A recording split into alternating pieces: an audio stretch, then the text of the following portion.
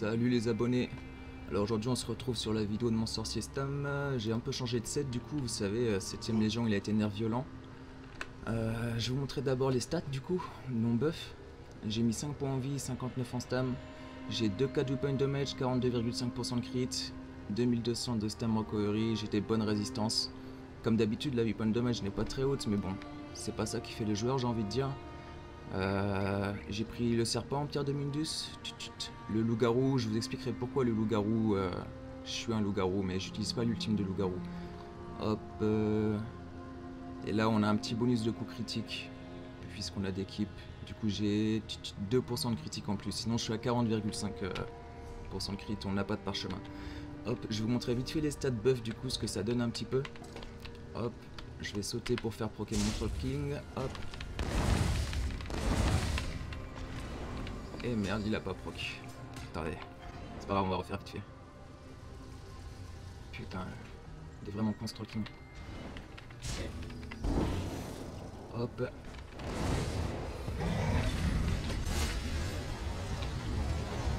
Yes, stat buff.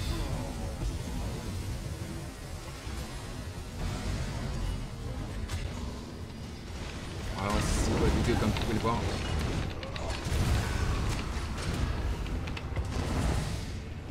Hop, du coup on va passer au set maintenant. Je vais vous expliquer pourquoi ce set il est bien. Parce que ce set en fait il stack mes critiques. Il suffit juste que je tape le monstre et il va stacker mes critiques. Et en plus de ça, ce set il vous donne une putain d'aura. Regardez mes armes. Vous voyez mes armes? Est-ce que vous voyez cette aura? C'est pas une putain d'aura en vrai? Et juste pour ça c'est un set à jeu les amis. C'est roleplay. Du coup, on repart sur la même base qu'avant. Troll King, 2 pièces en lourde.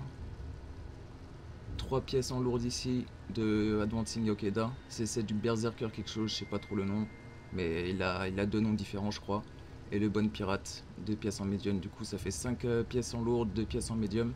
Bonne Pirate il est actuellement buggé. Le bonus maximum stamina il est pas compté dans les dégâts des sorts. Et dans tous les dégâts en fait c'est de la max stam fictive pour l'instant. Mais il sera corrigé au prochain patch. Les bijoux du Bonne Pirate du coup... J'en ai un en stam recovery, un en weapon damage, un en réduction du coup des stams. C'est... Là vous pouvez mettre en fait dans les bijoux, vous pouvez équiper si vous voulez 2 bijoux de dégâts. Mettre un deuxième bijou de dégâts en fait à la place de la stam recovery. Mais vous allez voir que niveau stam recovery quand vous êtes en dessous de K c'est difficile sans échange noir en fait. Les armes Advancing Yokeda, une arme en irm. Bouclier impénétrable, bien sûr toutes les armures en impénétrable, hein, c'est le meilleur des traits. Le poison, toujours le même poison, hein, c'est le poison qui tape le plus. Épée d'Asylum comme d'hab, avec le même enchantement weapon damage, comme ça quand vous switchez sur l'épée, bim, vous faites une attaque légère, votre Dawnbreaker, vous avez l'enchantement qui proc, vous allez faire des dégâts de malade. En irn bien sûr, pour maximiser les dégâts. J'ai pas pris la masse ou la hache, parce que c'est pas worse en fait. J'ai déjà le sort en fait ici, perce armure, qui fait que l'épée est beaucoup plus worse. On va passer au sort d'ailleurs. Du coup la barre des sorts c'est toujours la même qu'avant, un boom d'armement, perce armure. Ça sert à rien de prendre ransack parce que le ransack il donne le bonus du perce armure. Prochain patch on va pouvoir enlever perce armure de... perce armure. On va pouvoir prendre ransack et peut-être enlever un boom d'armement, donc on verra bien. Reverbating bash, vigueur, hurricane, ultime du bouclier. Beam, reverse slice, forward momentum bien sûr, ça c'est le sort le plus pété du jeu j'ai envie de dire. Ça coûte rien, pendant 8 secondes vous êtes immune, crit de surge. Le sort de streak, ça vous pouvez l'utiliser de manière offensive ou défensive, c'est pété comme ça. Hein. C'est vraiment le sort stamina du sorcier quoi. Et Dawnbreaker, celui qui stun. Ensuite je vais vous expliquer aussi d'ailleurs par rapport au Khajiit. Le Khajiit en fait, les bonus que le Khajiit vous apporte. Si vous jouez une autre race, par exemple un orc, ou même un rouge-garde, si vous jouez un rouge-garde, vous allez perdre 20% de heal recovery. Du coup, votre Troll King il va être un petit peu moins efficace. Et si vous jouez un orc, globalement, sur les bonus du Khajiit, le Khajiit il a ce passif qui est totalement useless. Mais par rapport à l'orc, il a les 8% de crit. Et ça, en fait, si vous jouez un orc, globalement, vous allez perdre un enchantement... d'un bijou. C'est soit vous allez perdre à peu près 150 de stam recovery ou 160 de weapon damage, ça dépend. Mais après c'est rattrapable justement dans les CP, je vais vous montrer ça vite fait. Les CP, on va commencer par les CP de résistance, tiens. C'est les plus intéressants, je vais vous expliquer un petit peu. Alors 49, 49 pour avoir 11% dans le physique et les mentales. 16% contre les résistances aux dots. Ça sert à rien d'avoir plus, je pense que j'ai rechangé un peu ces CP, je pense que c'est les meilleurs en vrai. Pour ma façon de jouer en tout cas. 23% contre les direct damage, ça va réduire toutes les incap et tout sur vous, c'est pété. Vous allez prendre 0 dégâts en fait. Et 30, ce qui fait 844 de résistance critique. Ici vous pouvez voir, j'ai pas pris dans les heals en fait, je vais vous expliquer pourquoi. Si vous voulez prendre des heals, il faut sacrifier des dégâts. Pour prendre des heals, il faut pas sacrifier de la résistance. Actuellement, on n'a pas assez de points de champion justement pour juste prendre 7% dedans et avoir juste 2% de heal. C'est pas rentable en fait par rapport au nombre de champions qu'on a de mettre des points là-dedans. Du coup, ça a laissé vide. Ici, ça c'est les points pour économiser la stam. Du coup, j'ai commencé par ici. Une calf 37. Ça sert à rien de mettre plus. Avant, j'avais mis plus, je crois que j'étais à 10%. Et franchement, avec le nombre de CP qu'on a maintenant, on peut vraiment faire des choses sympas. Du coup ici je repars sur la même base, 22% contre CC break, 22% de coup des bâches, 12% de réduction du sprint, 22% de réduction des roll dodge, 6% de réduction de bloc. Et là dans les CP de dégâts, je vais vous expliquer grosso modo ce qui change. J'ai pris 10% dans les heals, ce qui fait que mes heals, que ce soit des heals normales ou coup critique, ça fait vraiment des bons gros heals quoi. 23% de dégâts d'armes, c'est ce qu'il faut. Ça, c'est les CP pour que mon Khajiit en fait il tape le mieux possible. Là, c'est le mieux possible avec les CP qui restent. 12%, 2600 de pénétration d'armure et 16% de critical damage en plus. Ça augmente aussi les heals, donc faut savoir que pour le build que vous jouez là actuellement, c'est bien pété.